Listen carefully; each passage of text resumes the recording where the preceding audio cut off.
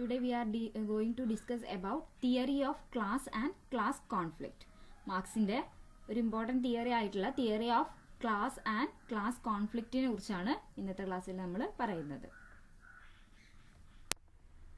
മാർക്സിന്റെ അഭിപ്രായത്തിൽ ക്യാപിറ്റലിസം എന്താണെന്നുള്ളതും social system എന്താണെന്നുള്ളതും മോഡ് ഓഫ് പ്രൊഡക്ഷൻ എന്താണെന്നുള്ളതും കൃത്യമായി നമുക്ക് മനസ്സിലാവണമെങ്കിൽ ആദ്യം നമ്മൾ സോഷ്യൽ ക്ലാസിനെ കുറിച്ചും ക്ലാസ് സ്ട്രക്ചേഴ്സിനെ കുറിച്ചും ഈ സ്ട്രക്ചേഴ്സിൽ വരുന്ന മാറ്റത്തെ കുറിച്ചും മനസ്സിലാക്കണം.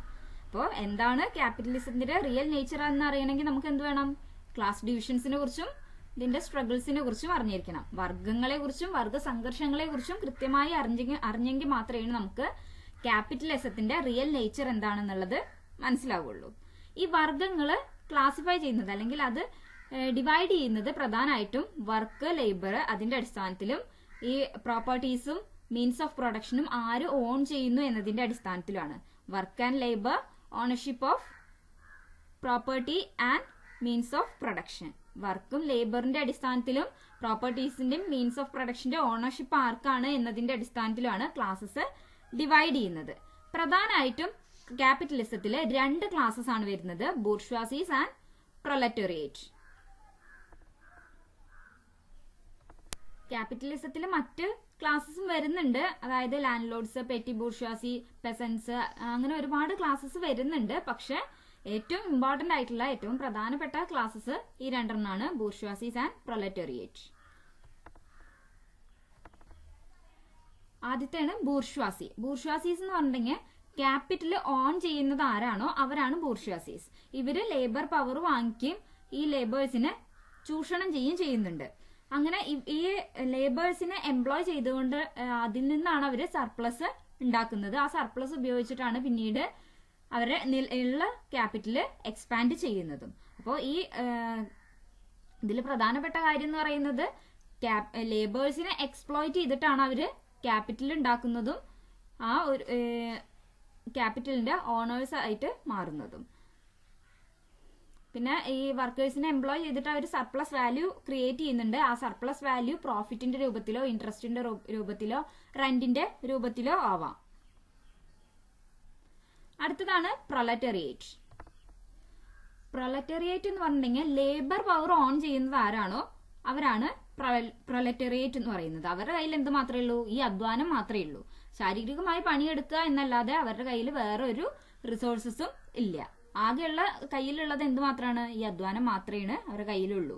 അപ്പോൾ പ്രോപ്പർട്ടീസ് ഒന്നും ഇല്ലാത്തത് കൊണ്ട് തന്നെ ഇവർക്ക് സർവൈവ് ചെയ്യണമെങ്കിലും ഇൻകം കിട്ടണമെങ്കിൽ, വരുമാനം കിട്ടണമെങ്കിൽ എന്ത് ചെയ്യേണ്ടി വരും? ഇങ്ങനെ ഒരു ജോലി കണ്ടെത്തേണ്ടതായി വരും. ഒരു ക്യാപിറ്റലിസ്റ്റിന്റെ കീഴിൽ പണിയെടുക്കേണ്ടതായി വരും. ഒരുപാട് ചൂഷണങ്ങൾക്ക് ഇരയാകേണ്ടി വരും. അപ്പൊ ഈ ഒരു റിലേഷൻഷിപ്പ്, ഈ എക്സ്പ്ലോയിറ്റീവ് വർക്ക് റിലേഷൻഷിപ്പ് പിന്നെ വീണ്ടും റീപ്രൊഡ്യൂസ് ചെയ്തുകൊണ്ടിരിക്കുകയാണ് ചെയ്യുന്നത്.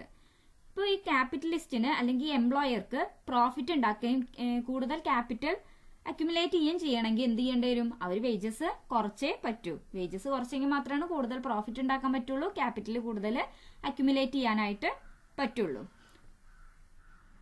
അപ്പോൾ ഇവിടെ വർക്കർ ആരായാലും അവര് കൂടുതൽ പ്രൊഡ്യൂസ് ചെയ്യാൻ വേണ്ടി കൂടുതൽ പണിയെടുക്കേണ്ടതായി വരും. ഈ പ്രൊഡ്യൂസ് ചെയ്തിട്ടും വലിയ കാര്യമൊന്നുമില്ല. പ്രൊഡ്യൂസ് ചെയ്ത ആ പ്രൊഡക്റ്റ് ആരും എടുക്കും? ക്യാപിറ്റലിസ്റ്റ് എടുക്കുക, അത് കൊണ്ടുപോയി വിറ്റ് അതിന്റെ സർപ്ലസ് വാല്യൂ അല്ലെങ്കിൽ പ്രോഫിറ്റ് ക്യാപിറ്റലിസ്റ്റിന്റെ കയ്യിൽ തന്നെ എത്തുകയാണ് ചെയ്യുന്നത്. ഇവിടെ വർക്ക് ചെയ്ത വർക്കേഴ്സിന് ഒന്നും തന്നെ കിട്ടുന്നില്ല. അവര് പണിയെടുക്കുന്നതിനേക്കാൾ കുറഞ്ഞ വേജാണ് അവർക്ക് കിട്ടുന്നുള്ളൂ. പണിയെടുത്തതിനുള്ള പണം പോലും അവരുടെ കയ്യിൽ കിട്ടുന്നില്ല. അവര് ദാരിദ്ര്യത്തിലേക്ക് പോവുകയാണ് ചെയ്യുന്നത്.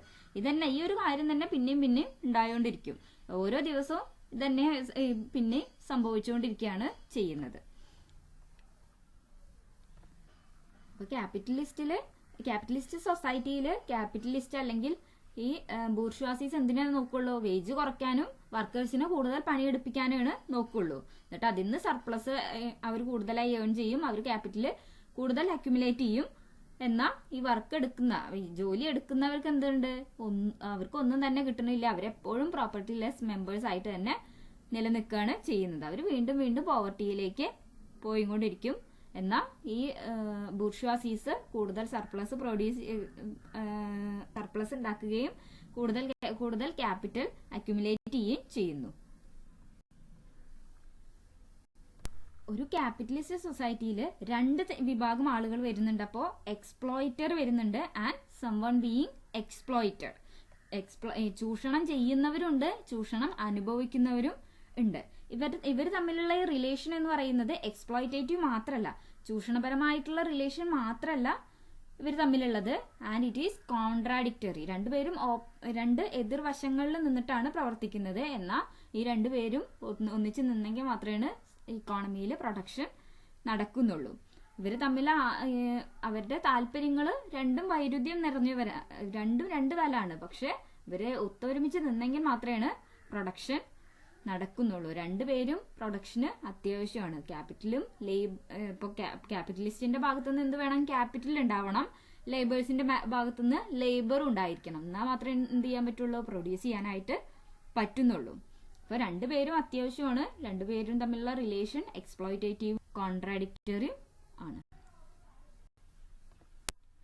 ഈ രണ്ട് ക്ലാസസിന്റെ ഇടയിലുള്ള ആ ഒരു കോൺട്രാഡിക്ടറി റിലേഷൻസ് പിന്നീട് പല പ്രശ്നങ്ങളും ഉണ്ടാക്കുന്നുണ്ട്. അതായത് that leads to strikes, crisis, political conflicts etcetera. Strikes, അതേപോലെ തന്നെ സമരങ്ങൾ, ക്രൈസിസുകൾ, പൊളിറ്റിക്കൽ സ്ട്രഗിൾസ്, അങ്ങനെ ഒരുപാട് കാര്യങ്ങളിലേക്ക് പിന്നെ അത് നയിക്കുന്നുണ്ട്. പിന്നെ ഈ ലേബേഴ്സ് അല്ലെങ്കിൽ വർക്കിംഗ് ക്ലാസ് അവരുടെ നഷ്ടം എന്താണെന്നുള്ളതും അവരെത്രത്തോളം ചൂഷണം ചെയ്യുന്നുണ്ട്, എത്രത്തോളം അലിനേറ്റ് ആയി മാറുന്നുണ്ട് എന്നുള്ളതൊക്കെ മനസ്സിലാക്കി കഴിഞ്ഞിട്ടുണ്ടെങ്കിൽ അവരിതിൽ നിന്ന് മാറ്റം വരാനായിട്ട്, ഒരു റാഡിക്കൽ ചേഞ്ച് ഉണ്ടാവാൻ, ട്രാൻസ്ഫോർമേഷൻ ഉണ്ടാവാനായിട്ട് ശ്രമിക്കും. അത് എന്തിലൂടെയാണ്? റെവല്യൂഷൻസിലൂടെയാണ് ഈ ഒരു റാഡിക്കൽ ട്രാൻസ്ഫോർമേഷൻ നടത്തുന്നുണ്ടായിരിക്കുക. ഈ ഒരു റെവല്യൂഷൻ പിന്നീട് ക്യാപിറ്റലിസത്തിന് പകരം കമ്മ്യൂണിസം വരാൻ കാരണമാവുകയും ചെയ്യുന്നു.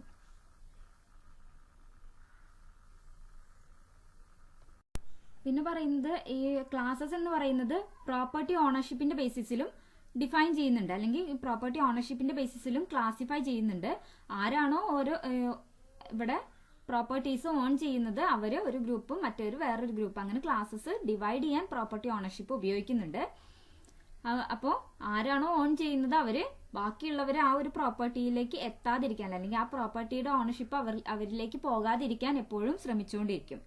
പ്രോപ്പർട്ടി ഓണർഷിപ്പിന്റെ ബേസിസിൽ ക്ലാസസിനെ പ്രധാനമായി 3 തിരിക്കുന്നുണ്ട്. ഒന്ന് ബൂർഷ്വാസി. ബൂർഷ്വാസി എന്ന് പറഞ്ഞാൽ എന്താ? മീൻസ് ഓഫ് പ്രൊഡക്ഷൻ ആരാണോ ഓൺ ചെയ്യുന്നത് അവരാണ്. മെഷീനറീസും ഫാക്ടറി ബിൽഡിങ്സും ഒക്കെ ആരാണോ ഓൺ ചെയ്യുന്നത് അവരാണ് ബൂർഷ്വാസീസ്. അവരുടെ പ്രധാന ഇൻകം എന്ന് പറയുന്നത് പ്രോഫിറ്റ് ആയിരിക്കും.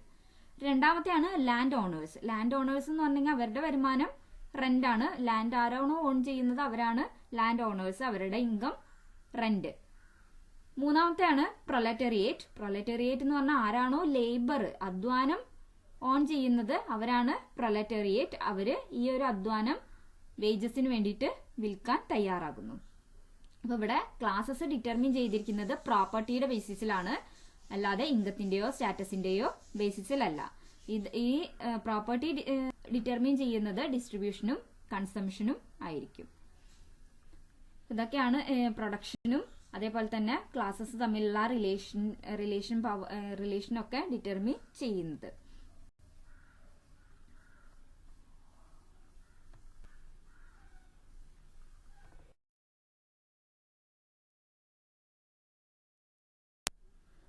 അതേപോലെ തന്നെ പ്രൊഡക്ഷനിൽ പവർ ഉള്ളത് ആർക്കാണോ അവർക്കായിരിക്കും പൊളിറ്റിക്കൽ പവറും ഉണ്ടായിരിക്കുക. അപ്പൊ ഈ ഡിസ്ട്രിബ്യൂഷൻ ഓഫ് പൊളിറ്റിക്കൽ പവർ എന്നുള്ളത് എന്താണ് തീരുമാനിക്കുന്നത്?